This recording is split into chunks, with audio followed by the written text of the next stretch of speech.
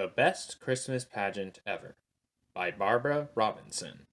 Read by Cornelia Jorash, Rebekah Jorash Holt, Katherine Jorash Hunt, Joan Jorash Nazary, Laura Jorash Lange, and yours truly, Isaac Jorash. The Herdmans were absolutely the worst kids in the history of the world. They lied and stole and smoked cigars, even the girls, and talked dirty and hit little kids and cussed their teachers and took the name of the Lord in vain and set fire to Fred Shoemaker's old broken-down tool house. The tool house burned right down to the ground, and I think that surprised the Herdmans. They set fire to things all the time, but that was the first time they managed to burn down a whole building. I guess it was an accident. I don't suppose they woke up that morning and said to one another, "Let's go burn down Fred Shoemaker's tool house." But maybe they did. After all, it was a Saturday, not much going on.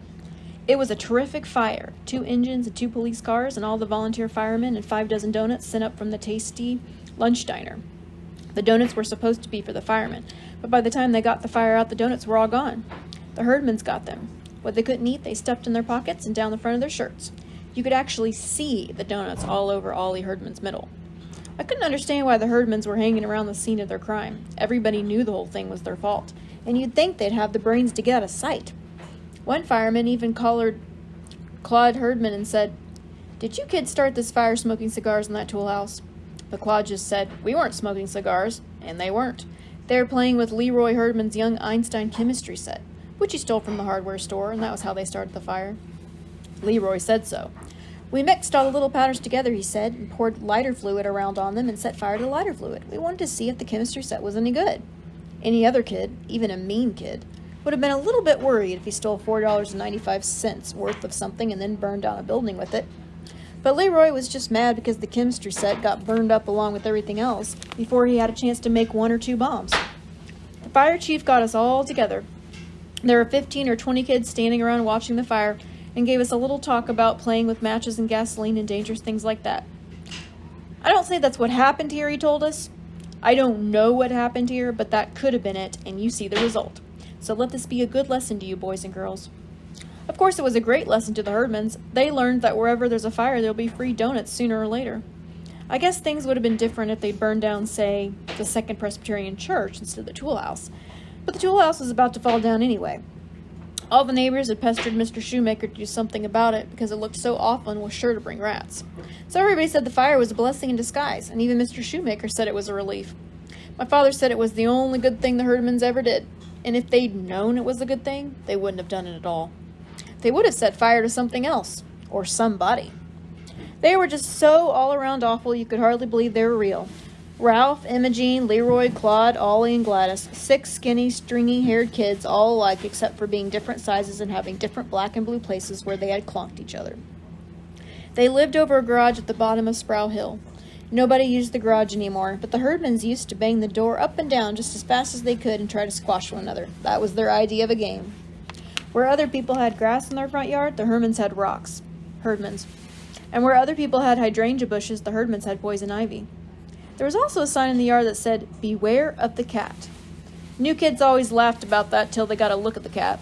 It was the meanest looking animal I ever saw. It had 1 short leg and a broken tail and 1 missing eye, and the mailman wouldn't deliver anything to the Herdmans because of it. "I don't think it's a regular cat at all," the mailman told my father. "I think those kids went up in the hills and caught themselves a bobcat." "Oh, I don't think you can tame a wild bobcat," my father said. "I'm sure you can't," said the mailman. "They'd never try to tame it. They just try to make it wilder than it was to begin with." If that was their plan, it worked. The cat would attack anything it could see out of its 1 eye. One day, Claude Herdman emptied the whole 1st grade in 3 minutes flat when he took the cat to show and tell. He didn't feed it for 2 days, so it was already mad, and then he carried it to school in a box. And when he opened the box, the cat shot out, right straight up in the air, people said. It came down on the top blackboard ledge and clawed 4 big long scratches all the way down the blackboard. Then it just tore around all over the place, scratching little kids and shedding fur and scattering books and papers everywhere. The teacher, Miss Brandel, yelled for everybody to run out in the hall, and she pulled a coat over her head and grabbed her broom and tried to corner the cat. But of course she couldn't see with the coat over her head, so she just ran up and down the aisles hollering, "Here, kitty," and smashing the broom down whenever the cat hissed back. She knocked over the Happy Family dollhouse in a globe of the world and broke the aquarium full of 20 gallons of water and about 65 goldfish. All the time she kept yelling for Claude to come and catch his cat, but Claude had gone out in the hall with the rest of the class.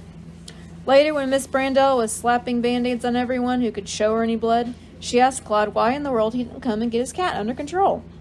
"You told us to go out in the hall," Claude said, just as if he were the ordinary kind of first grader who did whatever teacher said to do. The cat settled down a little bit once it got something to eat, most of the goldfish and Ramona Billion's 2 pet mice that she brought to show and tell. Ramona cried and carried on so, "I can't even bury them," she said, that they sent her home. The room was a wreck.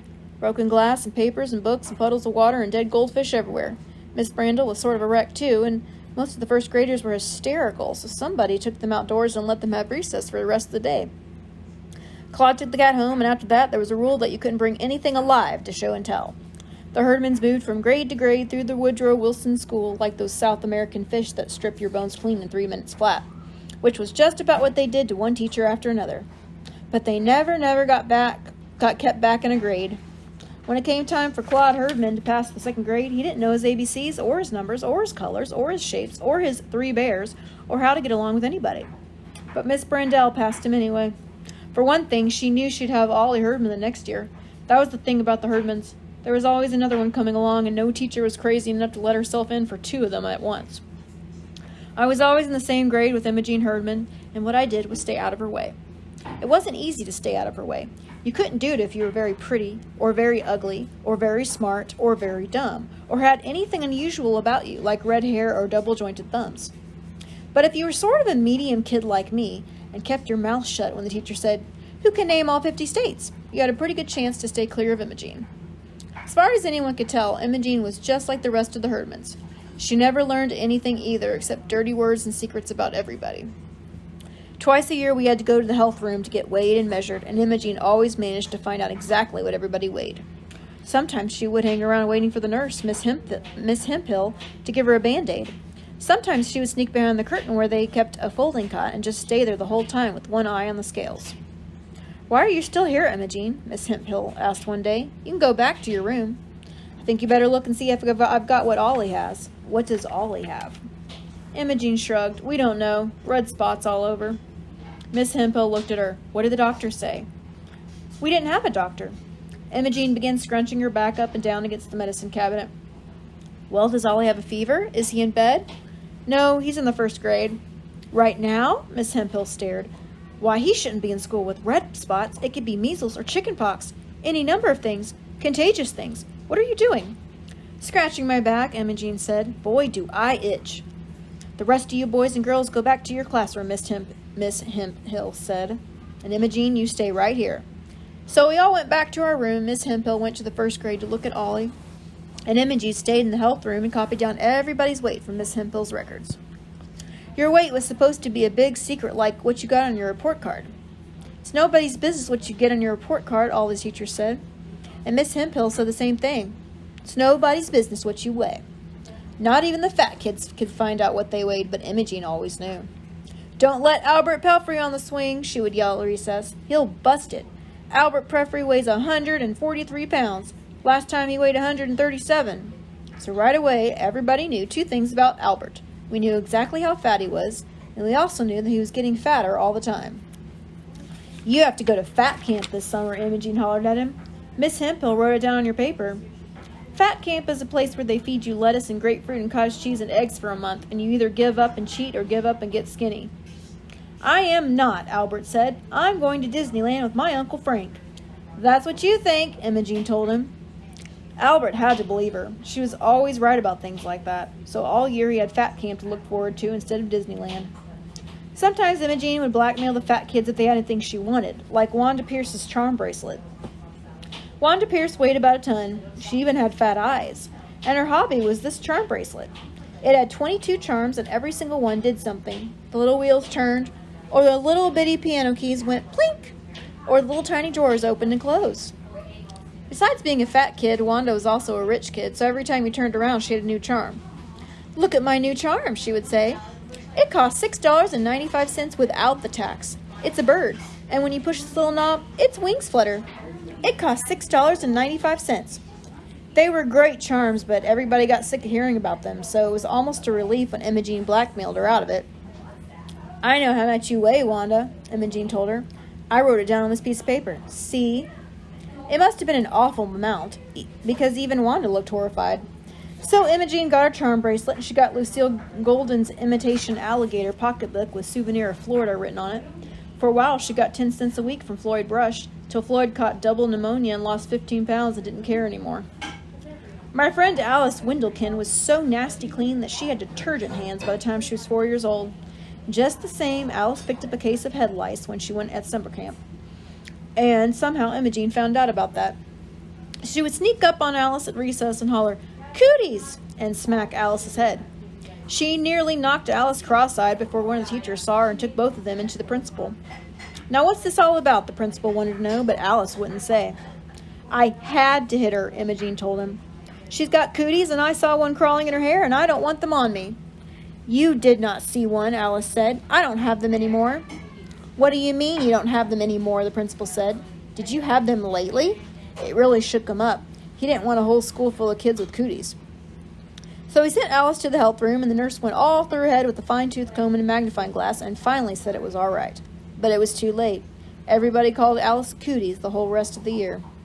If Imogene didn't know a secret about a person, she would make one up. She would catch you in the girls' room out in the hall and whisper, "I know what you did," and then you'd go crazy trying to figure out what it was you did that Imogene knew about. It was no good trying to get secrets on the Herdmans. Everybody already knew about the awful things they did. You couldn't even tease them about their parents or holler your father's in jail because they didn't care. Actually, they didn't know what their father was or where he was or anything about him, because when Gladys was 2 years old, he climbed on a railroad train and disappeared. Nobody blamed him. Now and then you'd see Mrs. Herdman walking the cat on a length of chain around the block, but she worked double shifts at the shoe factory and wasn't home much. My mother's friend, Miss Phillips, was a social service worker, and she tried to get some welfare money for the Herdmans, so Mrs. Herdman could just work one shift and spend more time with her children. But Mrs. Herdman wouldn't do it. She liked the work, she said.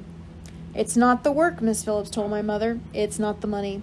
It's just that she'd rather be at the shoe factory than shut up at home with that crowd of kids." She sighed. I can't say I blame her. So the Herdmans pretty much looked after themselves. Ralph looked after Imogene, and Imogene looked after Leroy, and Leroy looked after Claude, and so on down the line. The Herdmans were like most big families.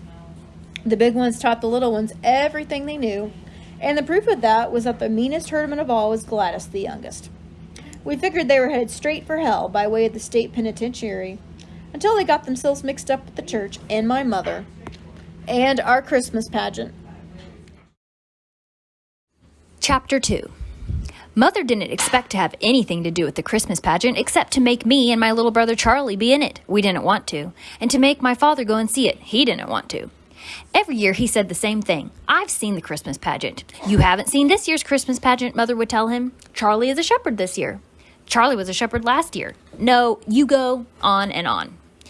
"I'm just going to put on my bathrobe and sit by the fire and relax. There's never anything different about the Christmas pageant."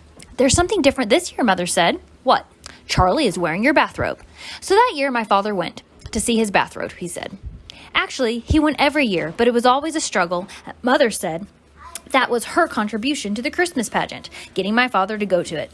But then she got stuck with the whole thing when Mrs. George Armstrong fell and broke her leg. We knew about this as soon as it happened because Mrs. Armstrong only lived a block and a half away. We heard the siren and saw the ambulance and watched the policeman carry her out of the house on a stretcher. "Call Mr. Armstrong at his work," she yelled at the policeman. "Shut off the stove under my potatoes. Inform the ladies' aid that I won't be at the meeting."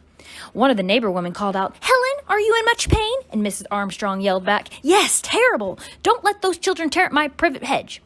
Even in pain, Mrs. Armstrong could still give orders. She was so good at giving orders that she was just naturally the head of anything she belonged to, and at a church she did everything but preach. Most of all, she ran the Christmas pageant every year, and here she was, 2 weeks before Thanksgiving, flat on her back. "I don't know what they'll do now about the pageant," Mother said. But the pageant wasn't the only problem. Mrs. Armstrong was also chairman of the Ladies' Aid Bazaar and coordinator of the Women's Society potluck supper, and there was a lot of telephoning back and forth to see who would take over those jobs.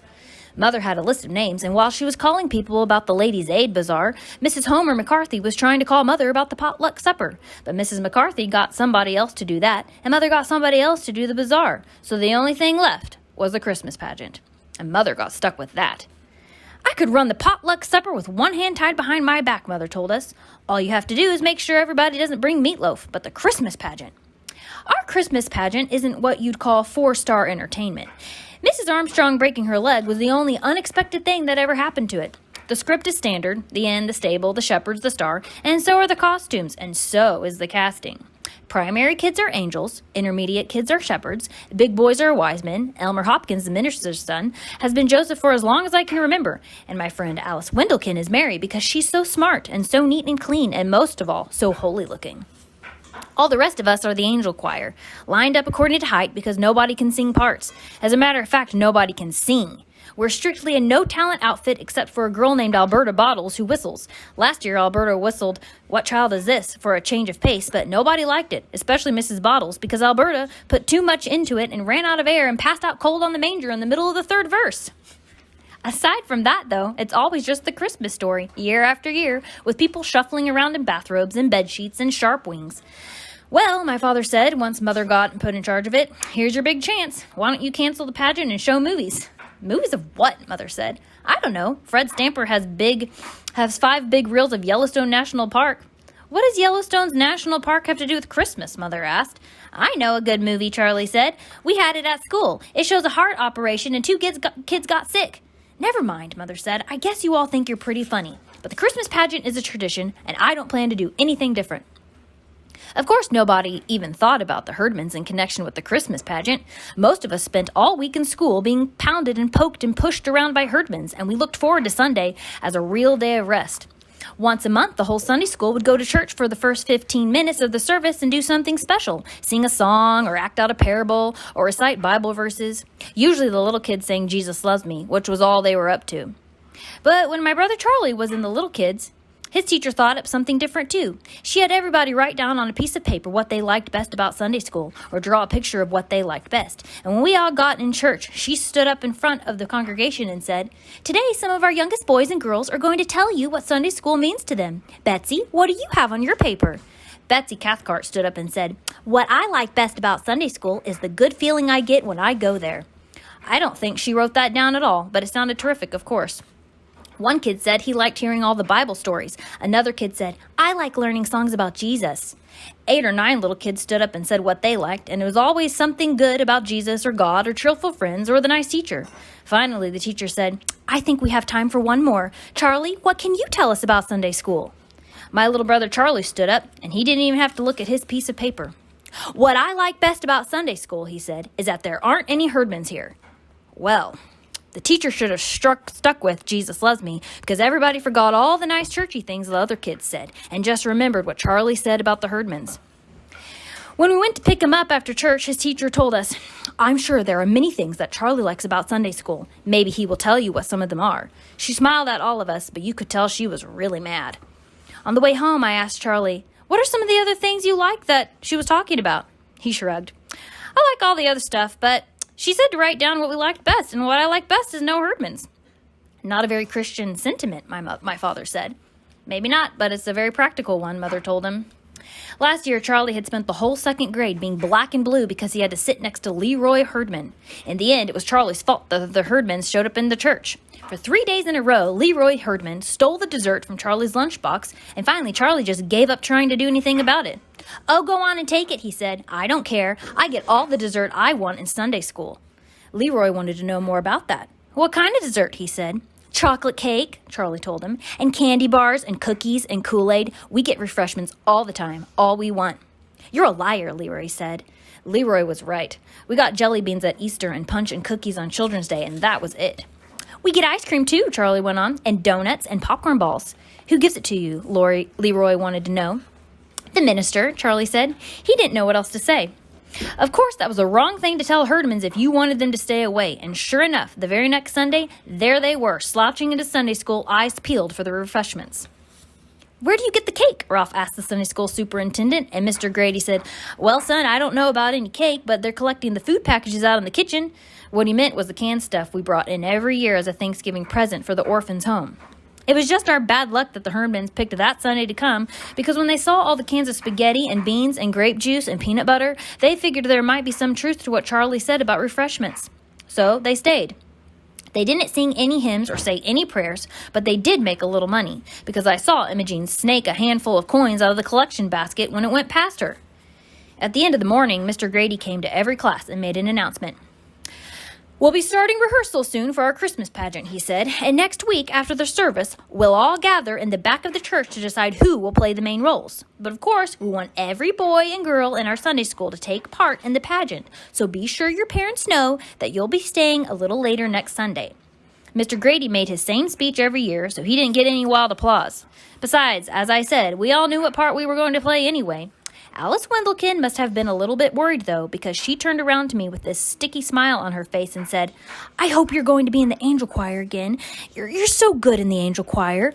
What she meant was, "I hope you won't get to be Mary just because your mother's running the pageant." She didn't have to worry. I didn't want to be Mary. I didn't want to be in the angel choir either, but everybody had to be something.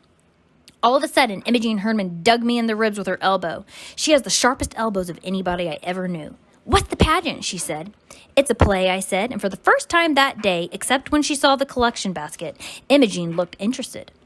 All the Herdmans are big moviegoers, though. They never pay their own way. One or two of them start a fight at the box office of the theater while the others slip in.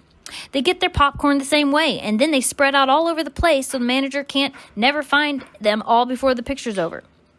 "What's the play about?" Imogene asked. "It's about Jesus," I said. "Everything here is," she muttered, so I figured Imogene didn't care much about the Christmas pageant, but I was wrong. Chapter 3. Mrs. Armstrong, who was still trying to run things from her hospital bed, said that the same people always got the main parts. "But it's important to give everybody a chance," she told Mother over the telephone. "Let me tell you what I do." Mother sighed and turned off the heat under the pork chops. "All right, Helen," she said. Mrs. Armstrong called Mother at least every other day, and she always called at supper time. "Don't let me interrupt your supper," she always said, and then went right ahead and did it anyway, while my father paced up and down the hall saying things under his breath about Mrs. Armstrong. "Here's what I do," Mrs. Armstrong said. "I get them all together and tell them about the rehearsals and that they must be on time and pay close attention. Then I tell them that the main parts are Mary and Joseph and the wise men and the angel of the Lord. And then I always remind them that there are no small parts, only small actors." "Do they understand what that means?" Mother asked. "Oh, yes," Mrs. Armstrong said. Later, Mother asked me if I knew what that meant, about the small parts and small actors. I didn't really know. None of us did. It was just something Mrs. Armstrong always said.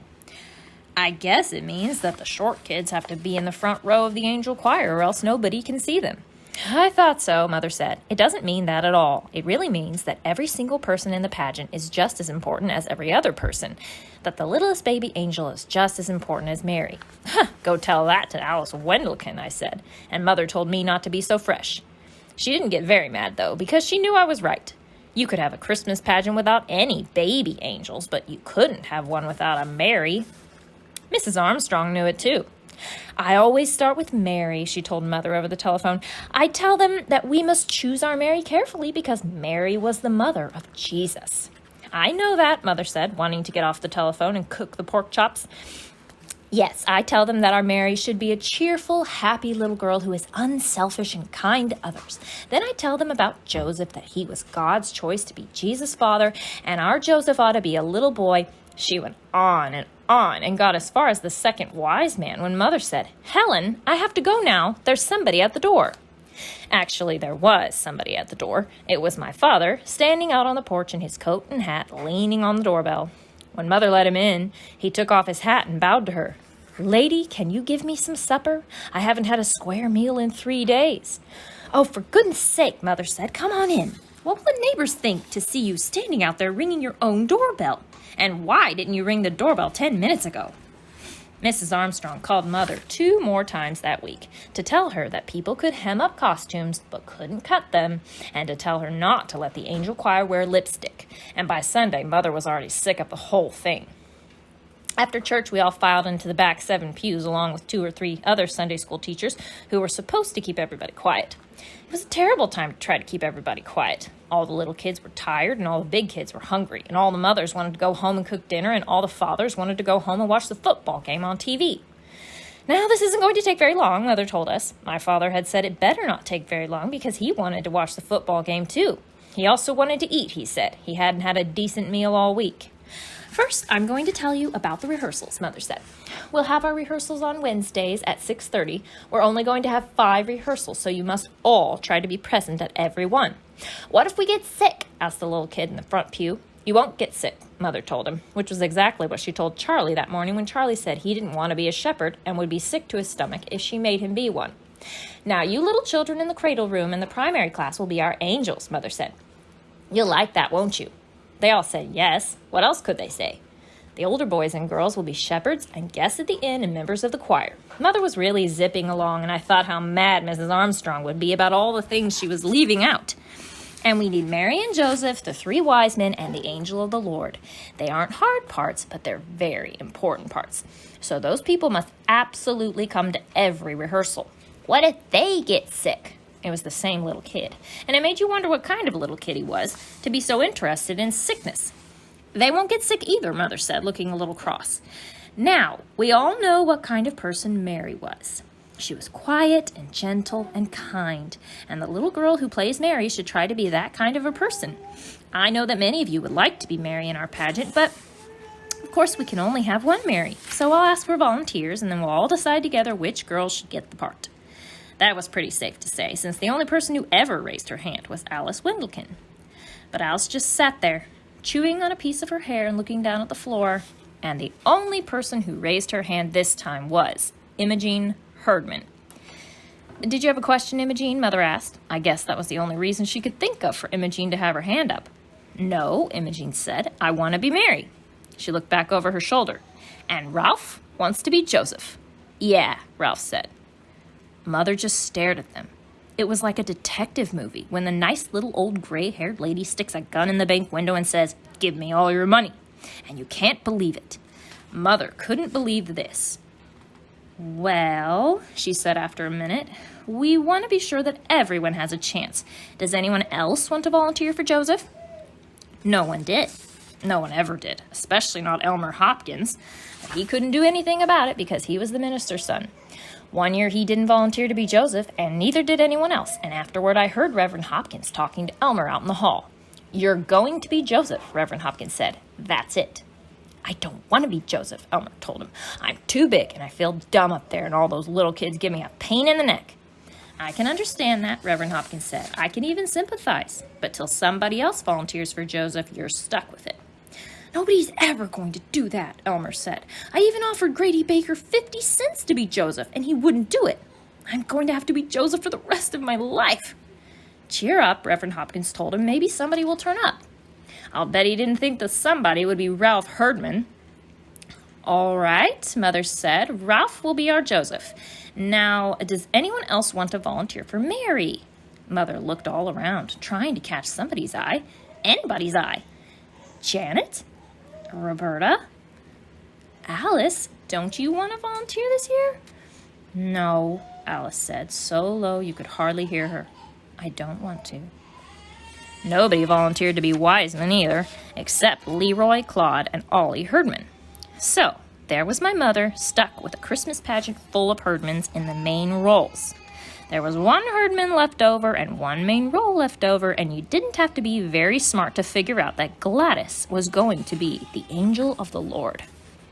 What do I have to do? Gladys wanted to know. The angel of the Lord was the one who brought the good news to the shepherds, Mother said.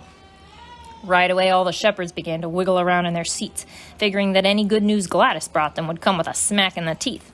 Charlie's friend, Hobie Carmichael, raised his hand and said, I can't be a shepherd. We're going to Philadelphia. Why didn't you say so before? Mother asked. I forgot. Another kid said, My mother doesn't want me to be a shepherd. Why not? Mother said. I don't know. She just said don't be a shepherd. One kid was honest. Gladys Herdman hits too hard, he said. Why, Gladys isn't going to hit anybody, Mother said. What an idea. The angel just visits the shepherds in the fields and tells them Jesus is born. And hits them, said the kid. Of course, he was right. You could just picture Gladys whamming shepherds left and right. But Mother said that was perfectly ridiculous. I don't want to hear another word about it, she said. No shepherds may quit or get sick, she added, before the kid in the front pew could ask. While everybody was leaving, Mother grabbed Alice Wendelkin by the arm and said, Alice, why in the world didn't you raise your hand to be Mary? I don't know, Alice said, looking mad. But I knew. I'd heard Imogene Herdman telling Alice what would happen to her if she dared to volunteer. All the ordinary, everyday Herdman things like clonking you on the head and drawing pictures all over your homework papers and putting worms in your coat pocket. I don't care, Alice told her. I don't care what you do. I'm always Mary in the pageant.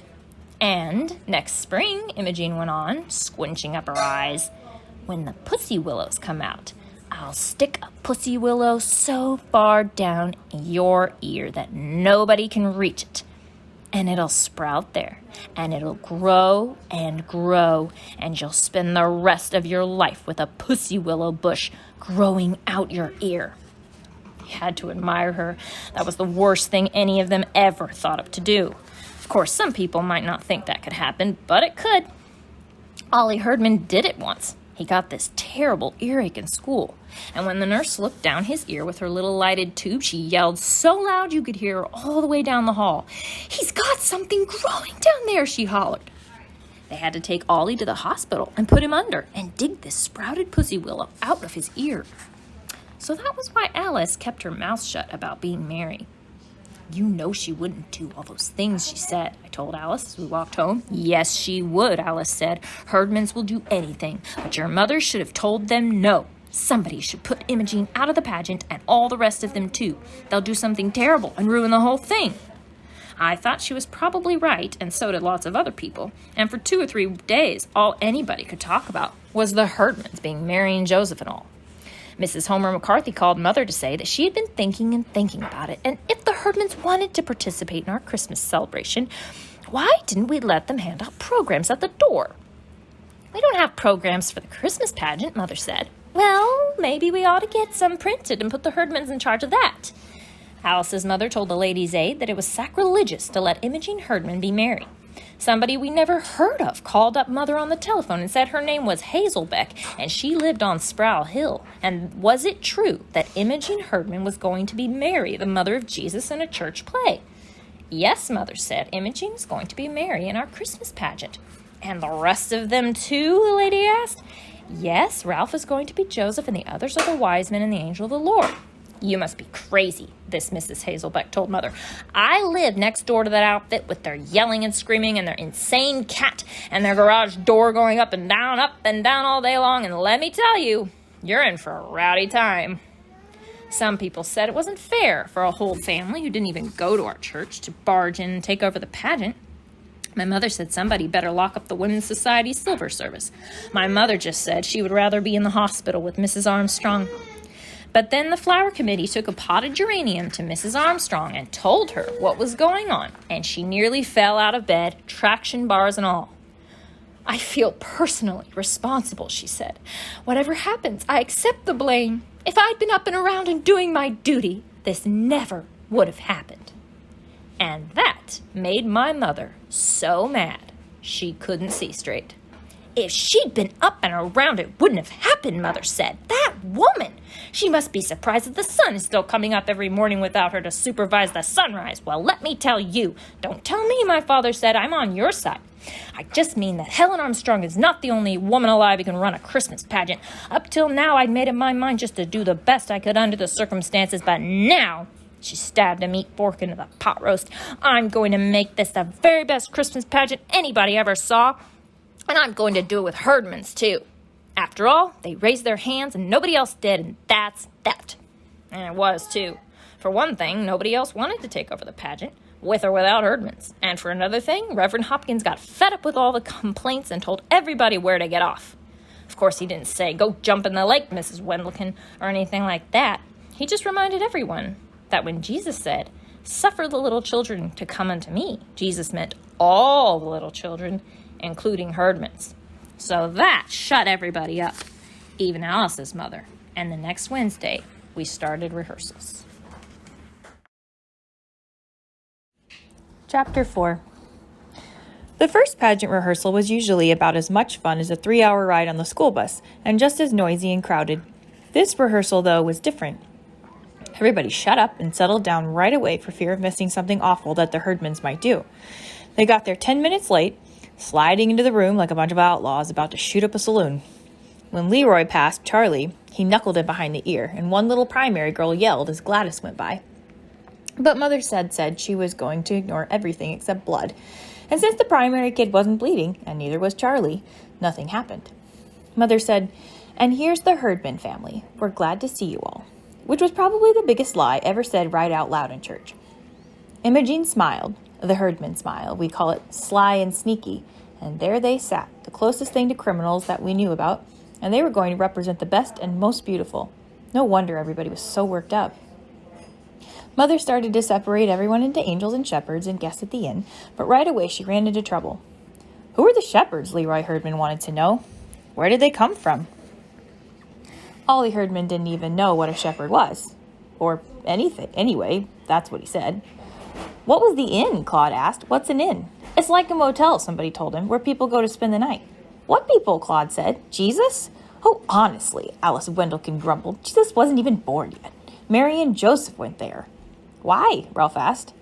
What happened first? Imogene hollered at my mother. Begin at the beginning. That really scared me because the beginning would be the book of Genesis where it says in the beginning, and if we were going to have to start with the book of Genesis, we'd never get through. The thing was, the Herdmans didn't know anything about the Christmas story.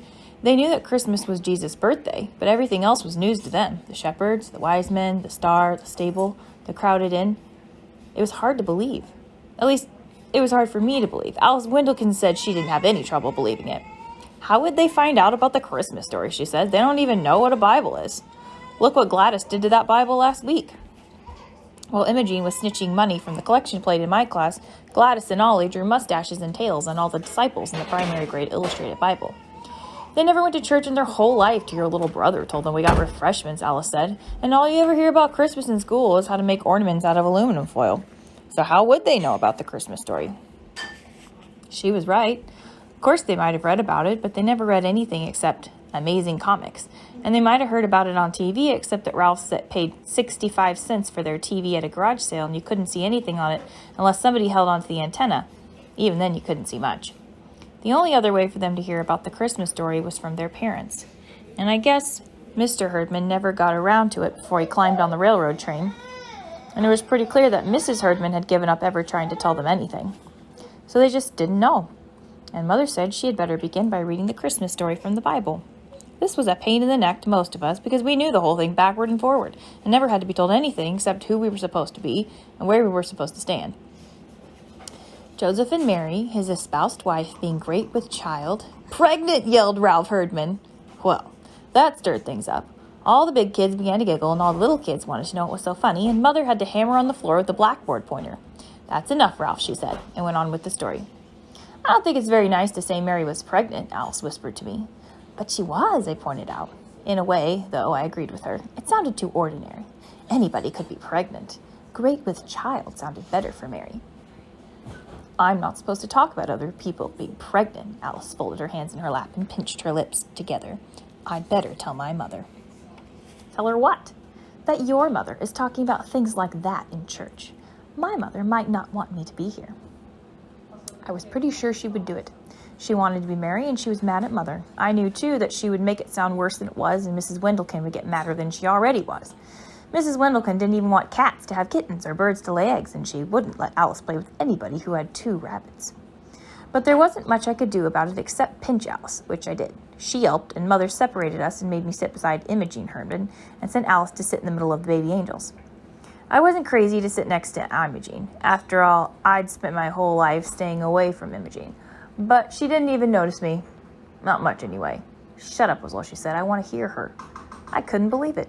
Among other things, the Herdmans were famous for never sitting still and never paying attention to anyone. Teachers, parents, their own or anybody else's, the truant officer, the police. Yet here they were, eyes glued on my mother and taking in every word. What's that? They would yell whenever they didn't understand the language. And when Mother read about there being no room at the inn, Imogene's jaw dropped and she sat up in her seat. My God, she said, not even for Jesus? I saw Alice purse her lips together, so I knew that something else Mrs. Wendelkin would hear about, swearing in the church. Well, now, after all, Mother explained, nobody knew the baby was going to turn out to be Jesus. You said Mary knew, Ralph said. Why didn't she tell them? I would have told them, Imogene put in. Boy, would I have told them. What was the matter with Joseph that he didn't tell them? Her pregnant and everything, she grumbled. What was that they laid the baby in? Leroy said. That manger. Is that like a bed? Why would they have a bed in the barn? That's just the point, Mother said. They didn't have a bed in the barn, so Mary and Joseph had to use whatever there was. What would you do if you had a new baby and no bed to put the baby in? Well, we put Gladys in a bureau drawer, Imogen volunteered. Well, there you are, Mother said, blinking a little. You didn't have a bed for Gladys, so you had to use something else. Oh, we had a bed, Ralph said. Only Ollie was still in it, and he wouldn't get out. He didn't like Gladys, he elbowed Ollie. Remember how you didn't like Gladys? I thought that was pretty smart of Ollie not to like Gladys right off the bat. Anyway, Mother said, Mary and Joseph used the manger. A manger is a large wooden feeding trough for animals. What were the wadded-up clothes? Claude wanted to know. The what? Mother said. You read about it. She wrapped him in wadded-up clothes. Swaddling clothes, Mother sighed.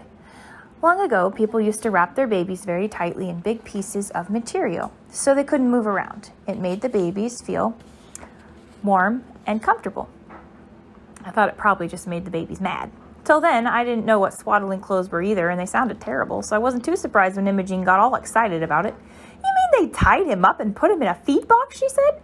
Where was the child welfare? The child welfare was always checking up on the Herdmans. I'll bet if the child welfare had ever found Gladys all tied up in a bureau drawer, they would have done something about it. And lo, the angel of the Lord came upon them, Mother went on, and the glory of the Lord shone round about them, and Shazam! Gladys yelled, flinging her arms out and smacking the kid next to her. What? Mother said. Mother never read Amazing Comics. Out of the black night with horrible vengeance, the mighty marvel... I don't know what you're talking about, Gladys, Mother said. This is the angel of the Lord who comes to the shepherds in the fields and... Out of nowhere, right? Gladys said. In the black night, right?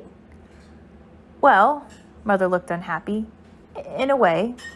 So Gladys sat back down, looking very satisfied, as if this was at least one part of the Christmas story that made sense to her. Now when Jesus was born in Bethlehem of Judea, Mother went on reading, behold, there came wise men from the east to Jerusalem, saying, That's you, Leroy, Ralph said. And Claude and Ollie. So pay attention. What does it mean, wise men? Ollie wanted to know. Were they like school teachers? No, dumbbell, Claude said. It means like President of the United States. Mother looked surprised and a little pleased, like she did when Charlie finally learned the times tables up to 5. Why, that's very close, Claude, she said. Actually, they were kings. Well, it's about time, Imogen muttered. Maybe they'll tell the innkeeper where to get off and get the baby out of the barn. They saw the young child with Mary his mother, and they fell down and worshipped him, and presented unto him gifts, gold and frankincense and myrrh. What's that stuff? Leroy wanted to know. Precious oils, Mother said, and fragrant resins. Oil? Imogen hollered. What kind of cheap king hands out oil for a present? You get better presents from the firemen. Sometimes the herdmans got Christmas presents at the firemen's party, but the Santa Claus always had to feel all around the packages to be sure they weren't getting bows and arrows or dart guns or anything like that. Imogen usually got sewing cards or jigsaw puzzles, and she never liked them, but I guess she figured they were better than oil. When we came to King Herod, and the herdmans never heard of him either, so Mother had to explain that it was Herod who sent the wise men to find the baby Jesus.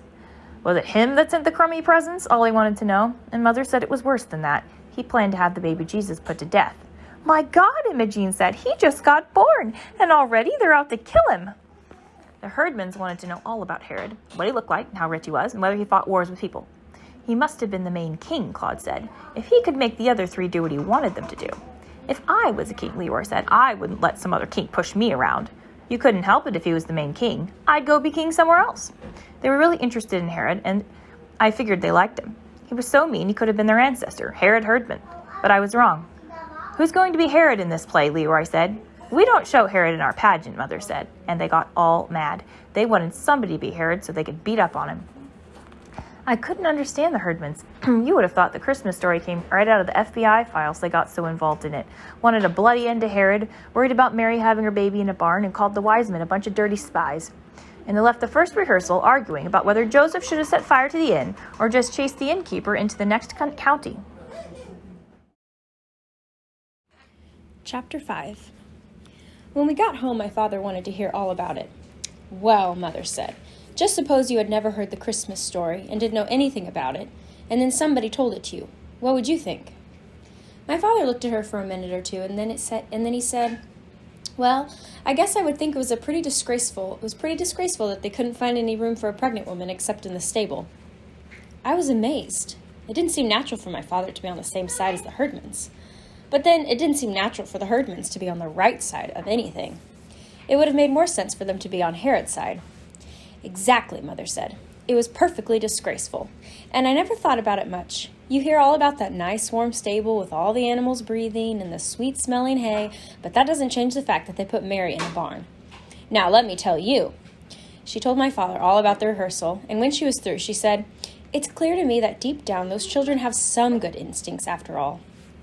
My father said he couldn't exactly agree. According to you, he said, their chief instinct was to burn Herod alive. No, their chief instinct was to get Mary and the baby out of the barn. But even so, it was Herod they wanted to do away with, and not Mary or Joseph. They picked out the right villain. That must mean something.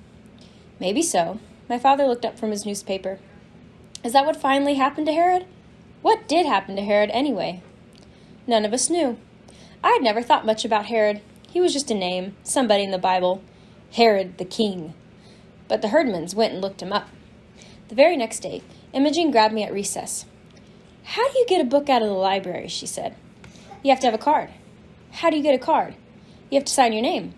She looked at me for a minute with her eyes all squinched up. "Do you have to sign your own name?" I thought Imogen probably wanted to get one of their dirty books out of the basement, which is where they kept them, but I knew nobody would let her do that. There is this big chain across the stairs to the basement, and Mrs. Grabner, the librarian, can hear it rattle no matter where she is in the library, so you don't stand a chance of getting down there. "Sure, you have to sign your own name," I said. "They have to know who has the books." I didn't see what the difference made. Whether she signed the card with her own name or signed the card Queen Elizabeth, Miss Grabner still wasn't going to let Imogen Herdman take any books out of the public library. I guess she couldn't stop them from using the library, though, because that was where they found out about Herod. They went in that afternoon, all 6 of them, and told Miss Grabner they wanted library cards. Usually, when anybody told Miss Grabner they wanted a library card, she got this big, happy smile on her face and said, "Good, we want all our boys and girls to have library cards." She didn't say that to the Herdmans, though. She just asked them why they wanted library cards. "We want to read about Jesus," Imogen said. "Not Jesus," Ralph said. "That king who was out to get Jesus. Herod." Later on, Miss Grabner told my mother that she had been a librarian for 38 years and loved every minute of it because every day brought something new and different. But now she said I might as well retire. When Imogen Herdman came in and said she wanted to read about Jesus, I knew I heard everything there was to hear. At the next rehearsal, Mother started again to separate everyone into angels and shepherds and guests at the end, but she didn't get very far. The Herdmans wanted to rewrite the whole pageant and hang Herod for a finish. They couldn't stand it that he died in a bed of old age. It wasn't just Jesus he was after, Ralph told us. He killed all kinds of people.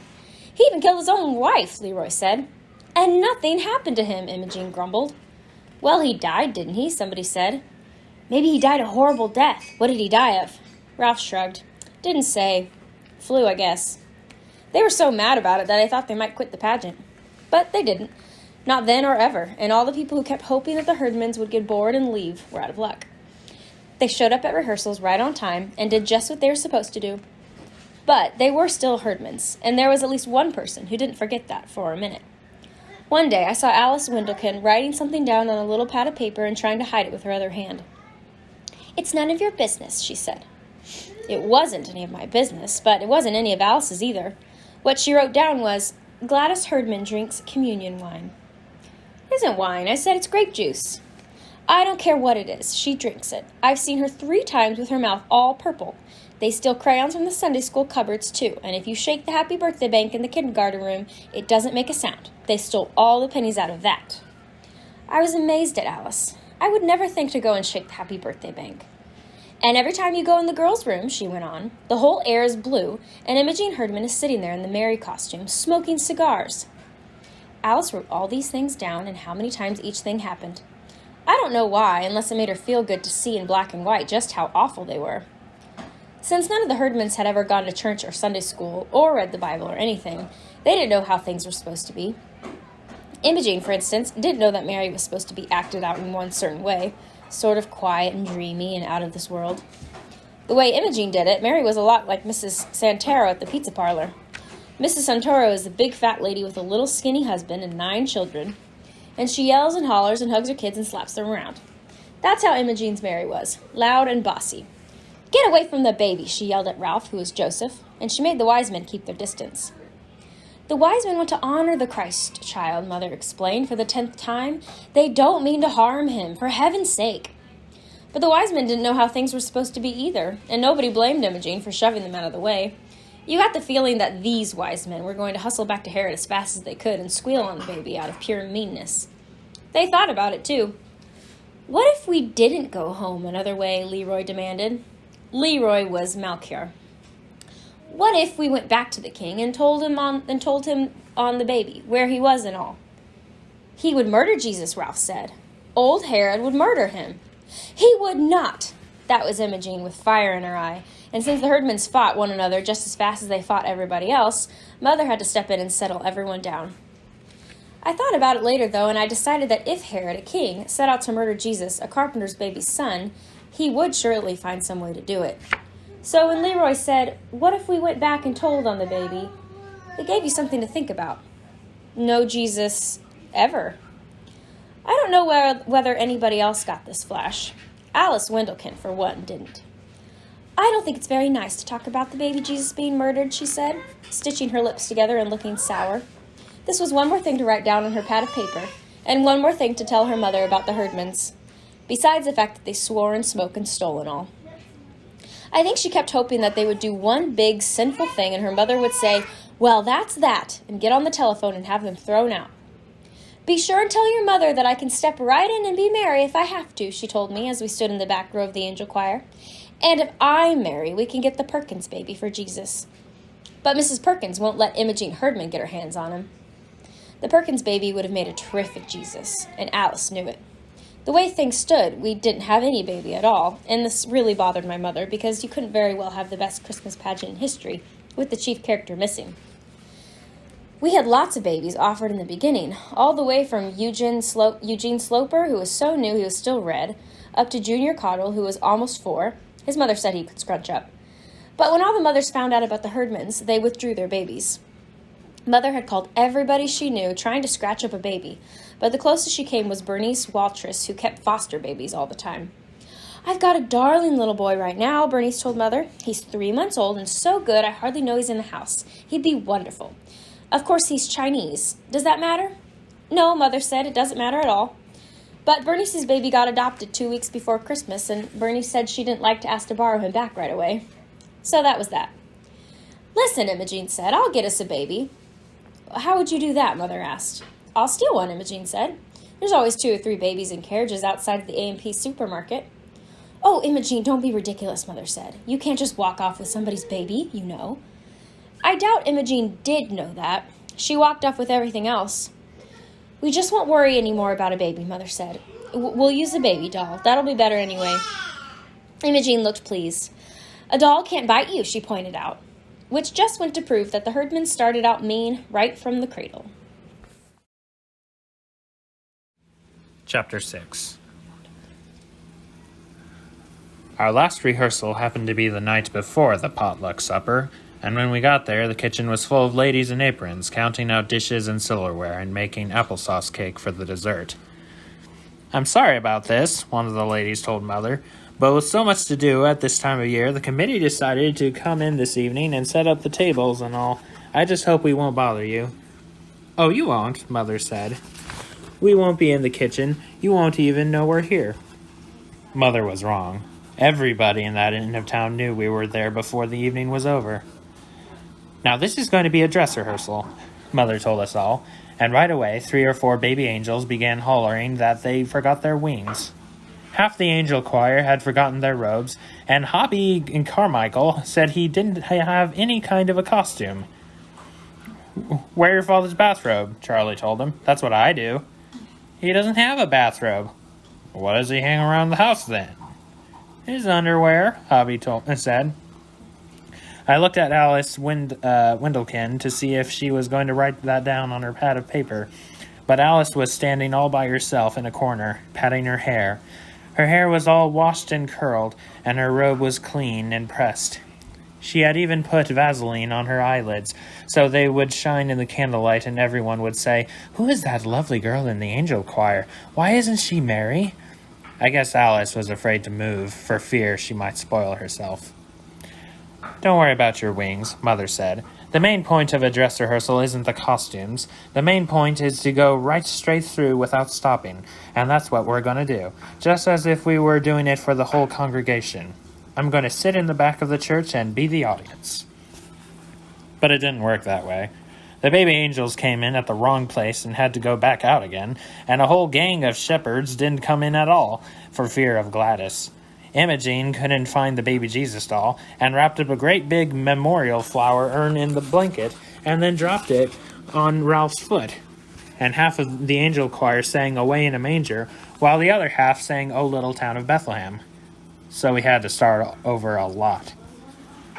I've got the baby here, Imogene barked at the wise men. Don't touch him. I named him Jesus. No, Mother came flying up the aisle. Now, Imogene, you know you're not supposed to say anything. Nobody says anything in our pageant except the angel of the Lord and the choir singing the choir singing carols. Mary and Joseph and the wise men make a lovely picture for us to look at while we think about Christmas and what it means. I guess Mother had to say things like that, even though everybody knew it was a big lie. The herdmans didn't look like anything out of the Bible. More like trick or treat. Imogene even had on great big gold earrings, and she wouldn't take them off. Now, Imogene, Mother said, you know Mary didn't wear earrings. I have to wear these, Imogene said. Why is that? I got my ears pierced, and if I don't keep something in them, they'll grow together. Well, they won't grow together in an hour and a half, Mother said. No, but I better leave them in. Imogene pulled on her earrings, which made you shudder. It was like looking at the pictures in National Geographic of natives with their ears stretched all the way to their shoulders. What did the doctor say about leaving something in them? Mother said. What doctor? Well, who pierced your ears? Gladys, Imogene said. That really made you shudder. The thought of Gladys Herdman piercing ears. I thought she probably used an ice pick, and for the next 6 months I kept watching Imogene to see her ears turn black and fall off. All right, Mother said, but we'll try to find something smaller and more appropriate for you to wear in the pageant. Now we'll start again and go right straight through, and I think I ought to tell them what his name is, Imogene said. No. Besides, you remember it wasn't Mary who named the baby. I told you! Ralph whacked Imogene on the back. I named him. Joseph didn't name the baby either, Mother said. God sent an angel to tell Mary what his name should be. Imogene sniffed. I would have named him Bill. Alice Windlekin sucked in her breath, and I could hear her scratching down on her pad of paper that Imogene Herdman would have called the baby Bill instead of Jesus. What angel was that? Ralph wanted to know. Was that Gladys? No, Mother said. Gladys is the angel who comes to the shepherds with the news. Yeah, Gladys said. Unto you a child is born, she yelled at the shepherds. Unto me, Imogene yelled back at her. Not them, me. I'm the one that had the baby. No. Mother sat down on a front pew. That just means that Jesus belongs to everybody. Unto all of us a child is born. Now, she sighed. Let's start again. And why didn't they let Mary name her own baby? Imogene demanded. What did that angel do? Just walk up and say, name him Jesus? Yes, Mother said, because she was in a hurry to get finished. But Alice Windlekin had to open her big mouth. I know what the angel said, Alice piped up. She said, his name shall be called Wonderful Counselor, Mighty God, Everlasting Father, the Prince of Peace. I could have hit her. My God, Imogene said. He'd never get out of the first grade if you had to write all that. There was a big crash at the back of the church, as if somebody dropped all the collection plates. But it wasn't the collection plates. It was Mrs. Hopkins, the minister's wife, dropping a whole tray of silverware. I'm sorry, she said. I was just passing by, and I thought I'd take a peek. Would you like to sit down and watch the rehearsal? Mother asked. No, Mrs. Hopkins couldn't seem to take her eyes off Imogene. I'd better go check on the applesauce cake. You didn't have to say that, I told Alice. All that about Wonderful Everlasting Father and all. Why not? Alice said, patting her hair. I thought Imogene wanted to know. By that time, everyone was hot and tired, and most of the baby angels had to go to the bathroom, so Mother said we would take a 5-minute recess. And then we'll start over, she said, looking sort of hopeless, and go right straight through without stopping, won't we? Well, we never did go right straight through. The 5-minute recess was a big mistake because it stretched to 15 minutes, and Imogene spent the whole time smoking cigars in one of the johns in the ladies' room. Then Mrs. Homer McCarthy went to the ladies' room and opened the door and smelled something funny and saw some smoke, and she ran right to the church office and called the fire department. We were singing Angels We Have Heard on High when what we heard was the fire engine pulling up on the lawn of the church, with the siren blaring and the red lights flashing. The firemen hurried in and made us all go outside, and they dragged a big hose in the front door and went looking for a fire to put out. The street was full of baby angels crying, and shepherds climbing all over the fire truck, and firemen, and all the ladies on the potluck committee, and neighbors who came to see what was going on, and Reverend Hopkins, who ran over from the parsonage in his pajamas and his woolly bathrobe. Nobody knew what had happened, including the herdmans, but I guess they figured that whatever it was, they had done it, so they left. "Why in the world did you call the fire department?" Mother asked Mrs. McCarthy when she finally heard the whole story. "Because the ladies' room was full of thick smoke." "It couldn't have been," Mother said. "You just got excited. Didn't you know it was cigar smoke?" Mrs. McCarthy stared at her.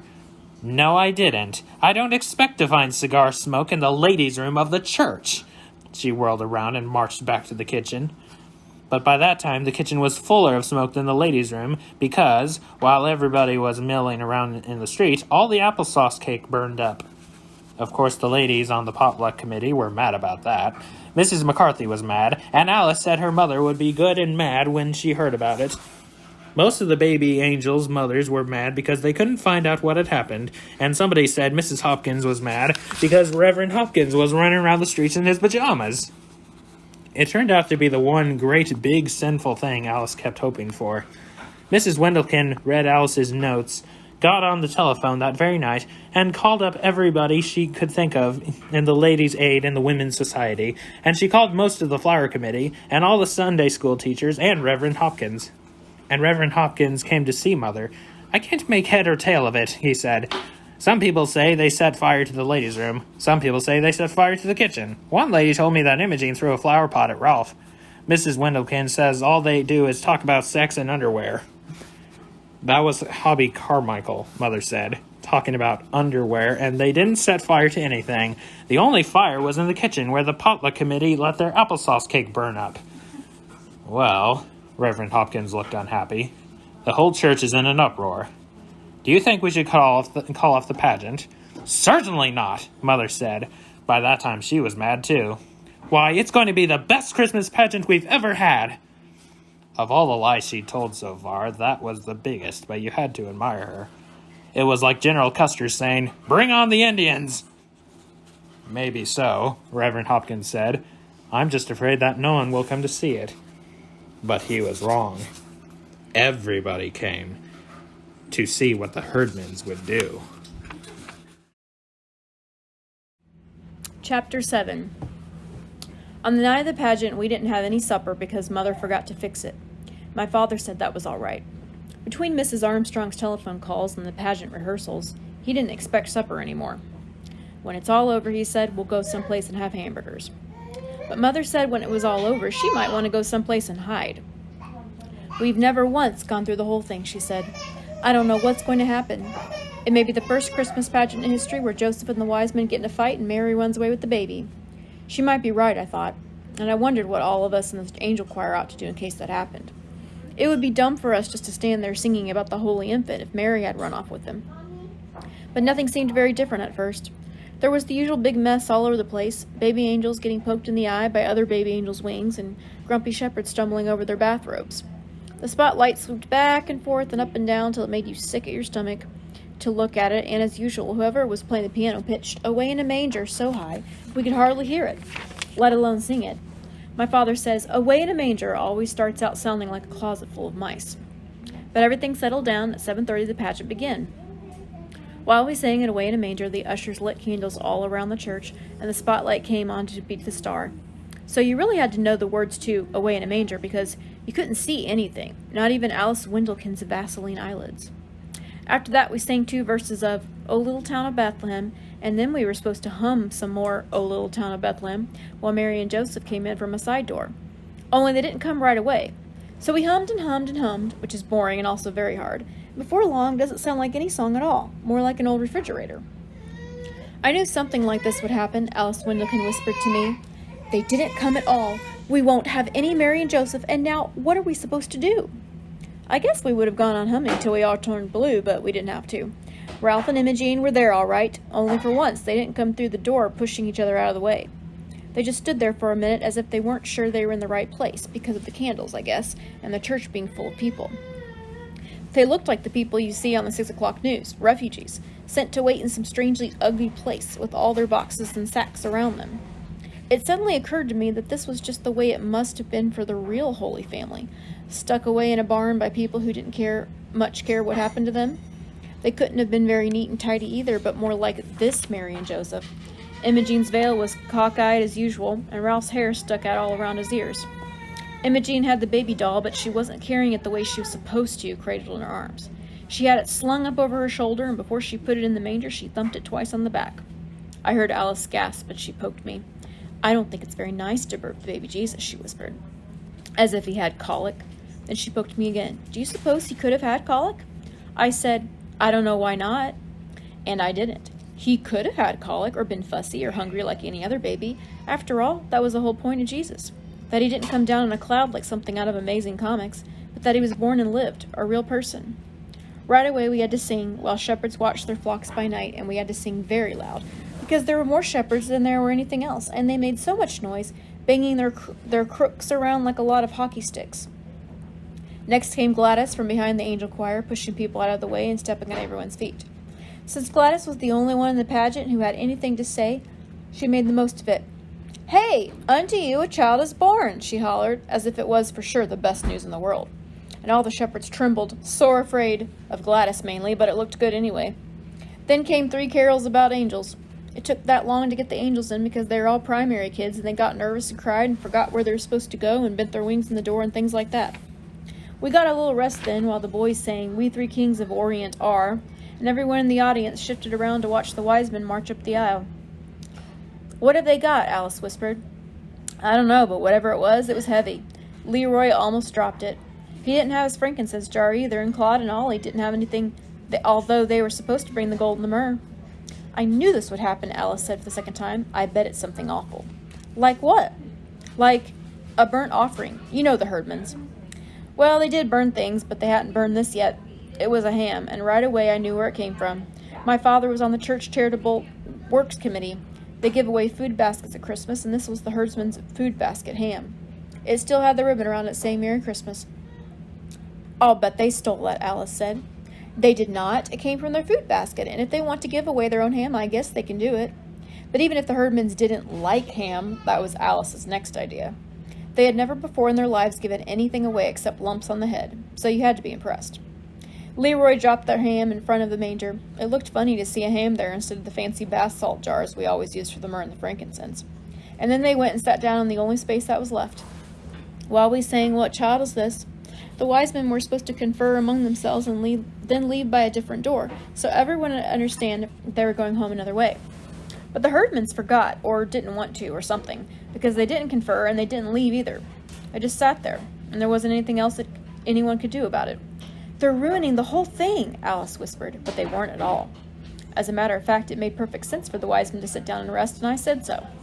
They're supposed to have come a long way. You wouldn't expect them just to leave up and hand over the ham and leave. As for ruining the whole thing, it seemed to me that the Herdmans had improved the pageant a lot, just by doing what came naturally, like burping the baby, for instance, or thinking a ham would make a better present than a lot of perfumed oil. Usually by the time we got to Silent Night, which was always the last carol, I was fed up with the whole thing and couldn't wait for it to be over. But I didn't feel that way this time.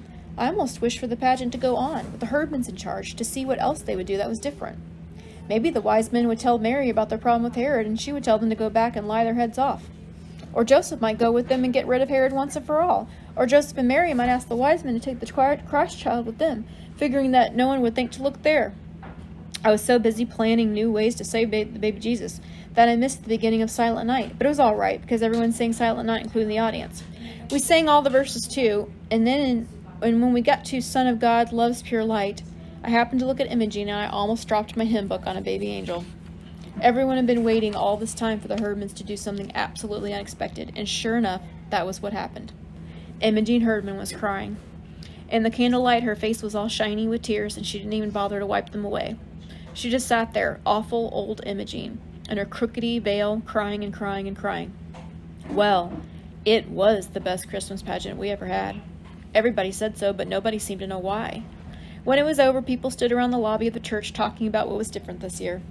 There was something special, everyone said. They couldn't put their finger on what. Mrs. Windleton said, "Well, Mary, the mother of Jesus, had a black eye. That was something special. But only what you might expect," she added. She meant that it was the most natural thing in the world for a Herdman to have a black eye. But actually, nobody hit Imogene, and she didn't hit anyone else. Her eye wasn't really black either, just all puffy and swollen. She had walked into the corner of the choir robe cabinet in a kind of daze, as if she had just caught onto the idea of God and the wonder of Christmas. And this was the funny thing about it all. For years, I thought about the wonder of Christmas and the mystery of Jesus' birth and never really understood it. But now, because of the Herdmans, it didn't seem so mysterious after all. When Imogene had asked me what the pageant was about, I told her it was about Jesus, but that was just part of it. It was about a new baby and his mother and father who were in a lot of trouble. No money, no place to go, no doctor, nobody they knew. And then, arriving from the east, like my uncle from New Jersey, some rich friends. But Imogene, I guess, didn't see it that way. Christmas just came over her all at once, like a case of chills and fever, and so she was crying and walking into the furniture. Afterward, there were candy canes and little tiny testaments for everyone, and a poinsettia plant for my mother from the whole Sunday school. We put the costumes away and folded up the collapsible manger, and just before we left, my father snuffed out the last of the tall white candles. "I guess that's everything," he said as we stood at the back of the church. "All over now. It was quite a pageant." Then he looked at my mother. "What's that you've got?" "It's the ham," she said. "They wouldn't take it back. They wouldn't take any candy either, or any of the little Bibles. But Imogene did ask me for a set of the Bible story pictures, and she took out the Mary picture and said it was exactly right, whatever that means." I think it meant that no matter how she herself was, Imogene liked the idea of the Mary in the picture, all pink and white and pure looking, as if she never washed the dishes or cooked supper or did anything at all except have Jesus on Christmas Eve. But as far as I'm concerned, Mary is always going to look a lot like Imogene Herdman, sort of nervous and bewildered, but ready to clobber anyone who laid a hand on her baby. And the wise men are always going to be Leroy and his brothers bearing ham. When we came out of the church that night, it was cold and clear, with crunchy snow underfoot and bright, bright stars overhead. And I thought about the angel of the Lord, Gladys with her skinny legs and her dirty sneakers sticking out from under her robe, yelling at all of us everywhere. "Hey, unto you a child is born!"